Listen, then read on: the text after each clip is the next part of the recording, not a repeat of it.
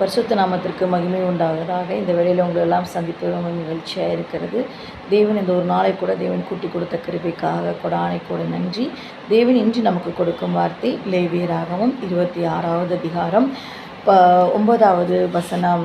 நான் உங்கள் மேல் கண்ணோக்கமாயிருந்து உங்களை பழகவும் பெருகவும் பண்ணி உங்களோடு என் உடன்படிக்கையை திடப்படுத்துவேன். ஹல்லேலூயா. ஆண்டவர் இன்று நமக்கு வாக்கு கொடுக்கிறார். நான் உங்கள் மேல் கண்ணோக்கமாயிருந்து. ஆண்டவர் நம்மேல் கண்ணோக்கமாயிருக்கிறார். இமைப்பொழுதும் நம்மளை கைவிடாதபடி ஆண்டவர் சொல்கிறார், நான் உறங்குவதும் இல்லை தூங்குவதும் இல்லை, நான் எப்பொழுதும் உன் நினைவாகவே இருக்கிறேன் என்று ஆண்டவர் நமக்கு என்று வாக்கு கொடுத்திருக்கிறார். உங்களை பழுகவும் பெருகவும் செய்கிறவர் அவர். உங்களோடு உடன்படிக்கைப்படுத்தி கொண்டிருக்கிறார். அந்த உடன்படிக்கையின்படி தேவன் நம்மளை ஆசீர்வதிப்பார். இந்த நாள் முழுவதும் தேவன் நம்மளோடு கூட